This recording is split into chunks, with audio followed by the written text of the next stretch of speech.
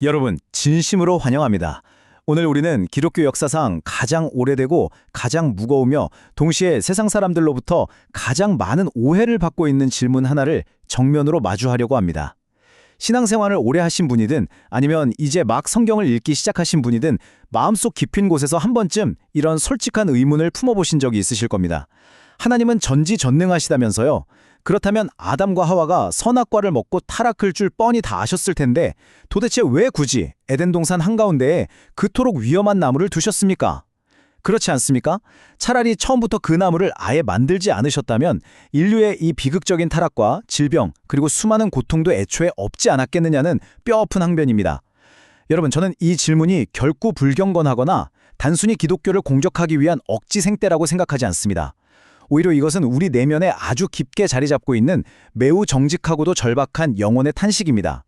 만약 하나님이 정말로 선하신 분이라면 왜 우리 영혼이 파멸할 수도 있는 그 끔찍한 가능성을 허락하셨는지, 사랑의 아버지라면 애초에 그 위험한 선택지를 우리 눈앞에서 완전히 치워주셨어야 하는 것 아닌지 묻는 것은 진리를 향해 나아가는 사람이라면 인생에서 반드시 한 번은 치열하게 부딪혀야만 하는 필연적인 관문입니다. 오늘 이 시간 우리는 얄팍한 변명으로 이 질문을 회피하지 않겠습니다. 성경이 바라는 가장 깊은 진리의 바다로 함께 뛰어들어 보겠습니다. 자, 첫 번째 장입니다. 왜 만드셨는가? 성경의 가장 첫 페이지에서 우리를 당혹스럽게 만드는 바로 그 선악과의 존재 이유에 대해 아주 냉철하게 질문해 보겠습니다. 가만히 생각해 보십시오. 하나님이 인간이 실패할 것을 다 아셨다면 결국 인간이 죄를 짓도록 교묘하게 함정을 파놓고 판을 짜신 것 아닙니까? 만약 지극히 선하고 완벽한 부모가 있다고 가정해 봅시다. 이제 갓 걷기 시작해서 세상 물정 모르는 어린아이의 방 한가운데에 먹으면 죽는 치명적인 독약을 예쁜 병에 담아 올려두는 부모가 세상에 어디 있겠습니까? 그런데 왜 에덴 동산에는 이토록 위험천만한 선택지가 버젓이 놓여 있었을까요? 우리는 종종 폭군 같은 하나님이 자신의 권력을 과시하기 위해 혹은 인간이 무너지는 것을 구경하기 위해 이런 잔인한 게임을 세팅하신 것은 아닌지 의심하곤 합니다. 여러분, 이 의심을 억지로 억누르거나 죄책감을 느끼지 마십시오. 앞서 말씀드렸듯 참되고 견고한 믿음은 지적인 의문을 무시하는 데서 오지 않습니다. 오히려 철저한 논리와 지적인 정직함을 가지고 성경 본문 안으로 깊숙이 파고 들어갈 때 우리는 비로소 진짜 해답을 만날 수 있습니다. 그 해답의 실마리를 찾기 위해 창세기 2장 16절에서 17절 말씀을 아주 주의 깊게 한 단어 한 단어 씹어먹듯 읽어보겠습니다. 여호와 하나님이 그 사람에게 명하여 이르시되 동산 각종 나무의 열매는 네가 임의로 먹되 선악을 알게 하는 나무의 열매는 먹지 말라. 네가 먹는 날에는 반드시 죽으리라 하시니라. 개역 개정 성경의 정확한 본문입니다. 여러분, 여기서 진정으로 놀라운 사실 하나를 발견하셔야 합니다. 그것은 바로 하나님의 입에서 나온 첫 번째 말씀이 결코 금지나 억압이 아니었다는 점입니다. 하나님은 동산 각종 나무의 열매는 네가 임의로 먹되 라고 말씀하십니다. 여기서 임의로라는 말은 영어로 freely, 즉 마음껏 자유롭게 원하는 대로 다 누리라는 엄청난 선언입니다. 수십만 그루의 생명나무와 과일들이 널려있는 무한한 허락의 바다. 우리는 그 은혜의 바다 위에 놓인 단 하나의 작고 분명한 섬 같은 경계선을 보아야 합니다. 하나님은 아담에게 생명을 주시고 살 곳을 주시고 풍성한 양식을 주시며 에덴 동산의 모든 것을 아무 조건 없이 내어주셨습니다. 선악과는 결코 인간을 굶겨 죽이거나 오가매려는 폭군의 사슬이 아니었습니다. 두 번째 장, 허락과 자유로 넘어가 보겠습니다. 방금 확인한 것처럼 선악과는 억압이나 금지가 아니라 오히려 은혜의 경계선이자 자유의 표지판이었습니다. 이것이 도대체 무슨 의미일까요? 선악과는 밟으면 폭발해버리도록 숨겨놓은 지뢰나 시한폭탄이 아닙니다. 오히려 인간이 누리는 이 모든 눈부신 생명과 완전한 자유가 인간 스스로 만들어낸 것이 아니라 창조주 하나님으로부터 거저 주어진 은혜의 선물임을 매일매일 기억하게 하는 거룩한 표지판이었습니다. 그렇다면 왜 굳이 어길 수도 있는 이런 경계선이 필요했을까요? 그 비밀은 창세기 1장 26절에 숨어 있습니다. 하나님이 이르시되 우리의 형상을 따라 우리의 모양대로 우리가 사람을 만들고. 여러분, 인간이 하나님의 형상대로 지음받았다는 것은 엄청난 우주적 선언입니다. 그것은 우리가 입력된 코드대로만 움직이는 기계나 로봇이 아님을 의미합니다. 진정한 인격적 관계 그리고 진짜 사랑이 성립하려면 필연적으로 무엇이 전제되어야 합니까? 바로 거절할 수 있는 자유입니다. 만약 누군가가 여러분의 뇌에 칩을 심어서 강제로 사랑해 라고 말하게 조종한다면 그것을 사랑이라고 부를 수 있겠습니까? 선택의 여지가 전혀 없는 순종은 그저 차가운 기계적 맹종에 불과합니다. 그래서 하나님은 로봇의 복종을 원치 않으셨기에 타락이라는 끔찍한 위험을 감수하고서라도 인간에게 찬란하고도 무거운 자유의지를 안겨주신 것입니다. 사랑하기 위해 위험을 선택하신 겁니다. 하지만 로마서 5장 12절 말씀을 가만히 보십시오. 그러므로 한 사람으로 말미암아 죄가 세상에 들어오고 죄로 말미암아 사망에 들어왔나니 이와 같이 모든 사람이 죄를 지었으므로 사망이 모든 사람에게 이르렀느니라. 진정한 사랑을 위해 자유의지가 반드시 필요했다고 해서 인간이 저지른 그 범죄가 가벼운 실수로 포장되거나 어쩔 수 없는 필요악 정도로 미화될 수는 결코 없습니다. 죄는 이 아름답고 조화롭던 우주의 질서를 산산조각 내버린 절대적인 악입니다. 인간의 영혼과 육신 그리고 모든 관계의 생명력을 갉아먹는 치명적인 독약이었습니다. 그렇기에 사랑의 하나님은 그 자유의지를 사용하는 인간에게 반드시 죽으리라며 그토록 무겁고도 단호하게 피를 토하는 심정으로 경고하셨던 것입니다. 세 번째 장, 타락의 본질입니다. 에덴 동산에서 벌어진 진짜 비극이 무엇인지, 인간이 스스로 절대적인 기준이 되려고 했던 그 교만의 실체를 들여다보겠습니다.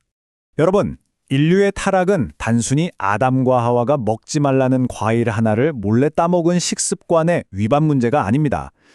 그것은 인간이 창조주 하나님의 권위를 왕자에서 밀어내고 내 삶의 주권은 내게 있다며 스스로 절대적인 자율성을 차지하려 했던 영적인 반역이자 쿠데타였습니다. 뱀, 즉 사탄이 어떻게 인간의 마음을 무너뜨렸는지 창세기 3장 4절에서 5절 말씀을 통해 그 정교한 거짓말을 확인해 보겠습니다. 뱀이 여자에게 이르되 너희가 결코 죽지 아니하리라.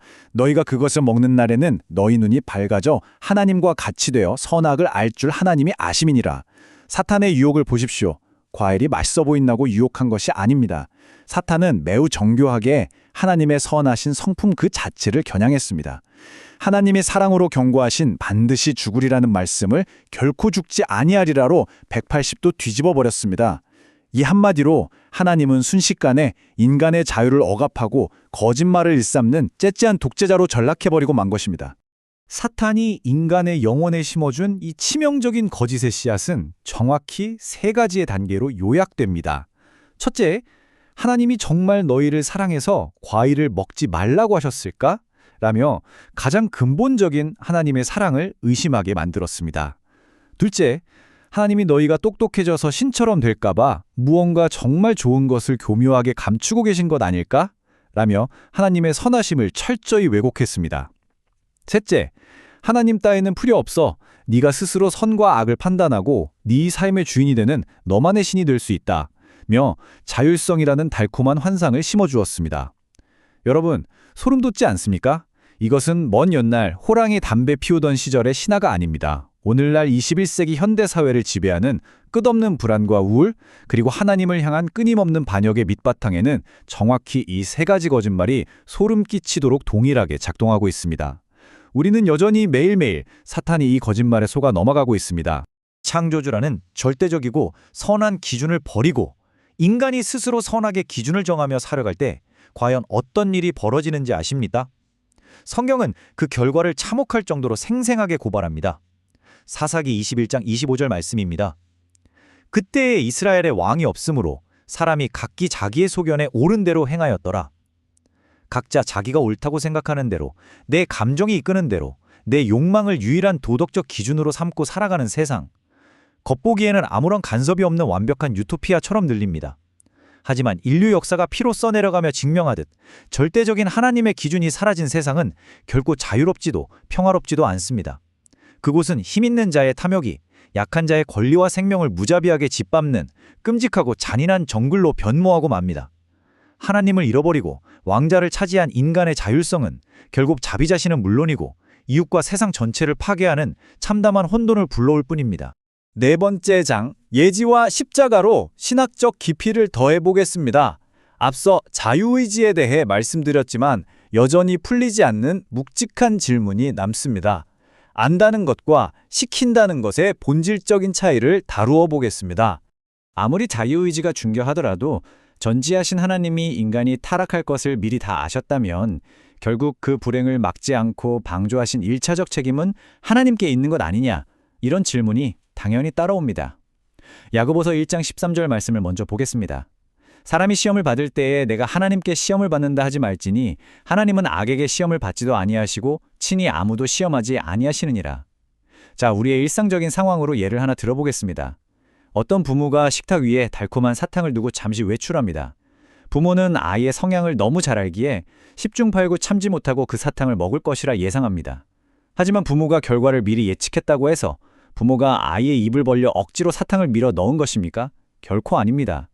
사탕을 집어든 선택은 전적으로 아이의 몫입니다. 하나님의 완전하신 지식이 인간이 스스로 내린 선택의 자유와 그 책임을 결코 면제해주지 않습니다. 범죄의 원인은 하나님의 강요나 방조가 아니라 하나님의 사랑보다 뱀의 달콤한 거짓말을 더 사랑하고 선택했던 인간의 자발적인 불신과 교만이었습니다. 그러나 참으로 놀랍게도 성경이 증언하는 하나님의 위대하심은 바로 이 참담한 절망의 지점에서 찬란한 빛을 발하기 시작합니다. 베드로전서 1장 20절은 인류의 구원자이신 예수 그리스도에 대해 이렇게 선언합니다. 그는 창세전부터 미리 알린 바 되시니나 이 말세에 너희를 위하여 나타내신 바 되었으니. 또한 창세기 50장 20절에서 형들의 배신으로 노예로 팔려갔던 요셉은 이렇게 고백합니다. 당신들은 나를 해하려 하였으나 하나님은 그것을 선으로 바꾸사 오늘과 같이 많은 백성의 생명을 구원하게 하시려 하셨나니. 여러분, 인간의 끔찍한 반역은 하나님을 당황하게 만든 돌발 상황이 아니었습니다. 하나님의 계획이 실패로 돌아간 것이 아닙니다. 하나님은 세상을 창조하시기 그 이전부터, 창세 전부터 이미 당신의 독생자 예수 그리스도의 피를 통한 위대한 구원의 길을 예비해 두셨습니다. 우리 하나님은 인간이 저지른 최악의 반역과 실패조차도 당신의 압도적이고 신비로운 섭리 안에서 가장 위대한 구원과 완전한 선으로 바꾸어내시는 참으로 전능하신 분이십니다. 타락 직후에 벌어진 에덴의 고유한 상황을 여러분의 마음의 눈으로 가만히 응시해 보십시오. 창세기 3장 9절 말씀입니다. 여호와 하나님이 아담을 부르시며 그에게 이르시되 네가 어디 있느냐? 여러분, 온 우주를 지으시고 모든 것을 아시는 전지하신 하나님이 나뭇잎 뒤에 숨어있는 아담의 물리적인 위치를 정말 몰라서 물으셨겠습니까? 아담아, 내비게이션에 네 위치가 안 뜬다, 이런 뜻입니까? 아닙니다. 이 질문은 창자가 끊어지는 듯한 아픔을 안고 집 나간 탕자를 찾아 헤매는 아버지의 애끓는 탄식입니다. 아담아, 내 사랑하는 아들아, 네가 지금 도대체 어디에 있느냐? 어쩌다 생명과 빛을 버리고 떠나서 그 어둡고 비참한 사망의 그늘에 숨어 덜덜 떨고 있느냐? 인간이 하나님을 철저히 배신하고 등 돌렸을 때 하나님의 첫 번째 반응은 불벼락을 내리는 정죄나 처벌이 아니었습니다. 그것은 끝까지 포기할 줄 모르는 아버지의 다급하고도 피 끓는 부르심이었습니다. 그리고 하나님은 심판이 선언되는 그 절망의 재판정 한복판에 인류 역사를 영원히 뒤바꿀 거대한 희망의 씨앗을 곧바로 심어버리십니다.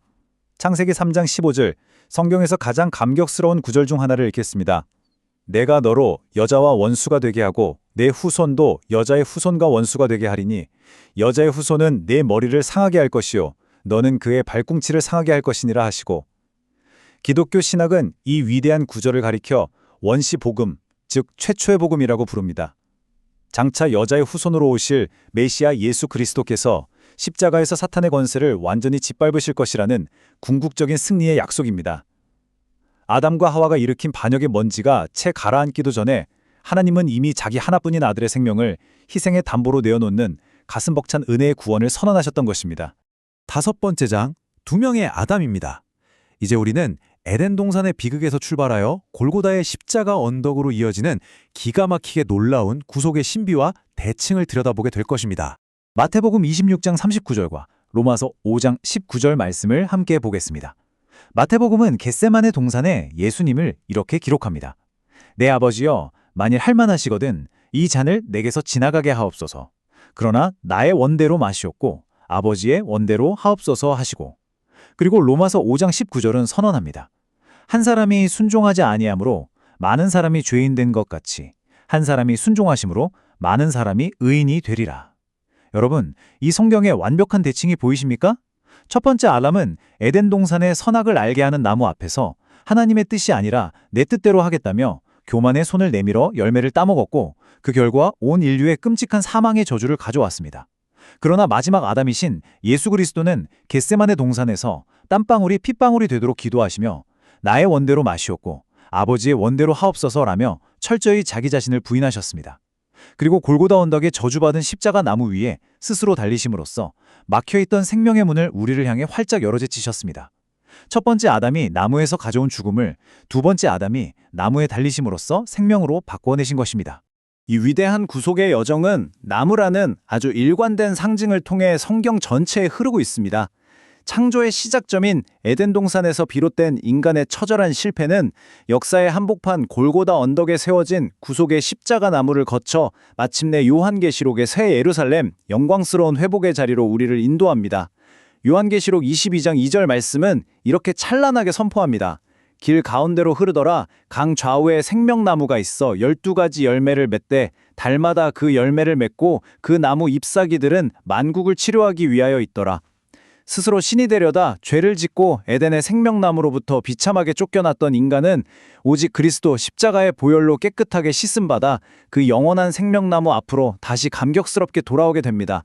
여러분, 이것은 애초에 에덴 동산으로 돌아가는 단순한 복귀가 아닙니다. 상처를 품고 승리하신 어린 양과 함께하는 처음보다 훨씬 더 깊고 영광스러운 우주적 회복의 드라마입니다. 이제 마지막 6번째 장, 나무 앞에 우리입니다. 지금까지 우리가 살펴본 이 거대한 구속사의 이야기는 그저 성경책 속에 박제된 먼 옛날의 신화나 이스라엘의 역사가 아닙니다. 지금 이 시간 해설을 함께 듣고 계신 여러분 한 분 한 분의 영혼과 현실을 향해 날카롭게 파고드는 살아있는 현재 진행형의 진리입니다. 바울 사도가 깨달은 이 압도적인 은혜의 깊이를 설명해주는 로마서 5장 20절 말씀을 보겠습니다. 율법이 들어온 것은 범죄를 더하게 하려 함이라. 그러나 죄가 더한 것에 은혜가 더욱 넘쳤나니. 바울의 이 선언은 우리의 좁은 이성을 완전히 마비시킬 정도로 파격적이고 위대합니다.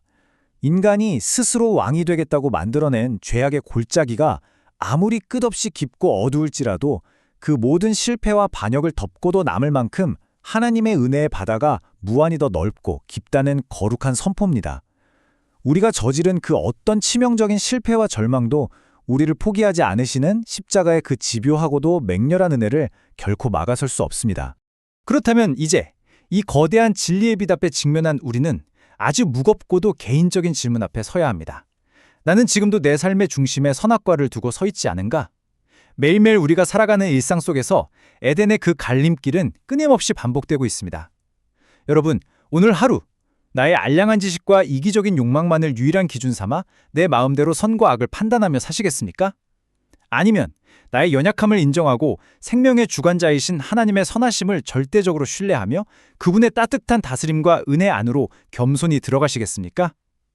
내 머리 위에 스스로 왕관을 쓰려는 그 헛되고 고통스러운 시도를 이제는 내려놓으십시오. 오늘의 성경 해설을 마무리하겠습니다. 에덴 동산의 선악과는 결코 인간을 죄악의 구석으로 몰아넣고 파멸시키려는 하나님의 잔인한 함정이 아니었습니다. 선악과가 하나님의 주권을 거부한 우리 인간의 참담한 실패와 절망적인 한계를 고발하는 나무라면 갈보리 언덕의 십자가는 그렇게 철저히 실패한 우리를 포기하지 않으시고 대신하여 친히 자기 생명을 내어주신 하나님의 맹렬하고도 끊임없는 사랑을 온 우주에 증명하는 진짜 생명의 나무입니다. 여러분의 영혼을 평생토록 올가매고 있던 의심과 불신의 무거운 짐을 이제 그 십자가 나무 아래에 온전히 내려놓으시기를 바랍니다. 창세전부터 여러분을 위해 완벽하게 준비된 그 위대한 구원의 사랑, 그 피 묻은 은혜의 품 안으로 온전히 항복하며 나아오시기를 간절히 또 간절히 소망합니다. 긴 시간 진리를 향한 깊은 여정에 끝까지 함께해 주셔서 진심으로 감사합니다.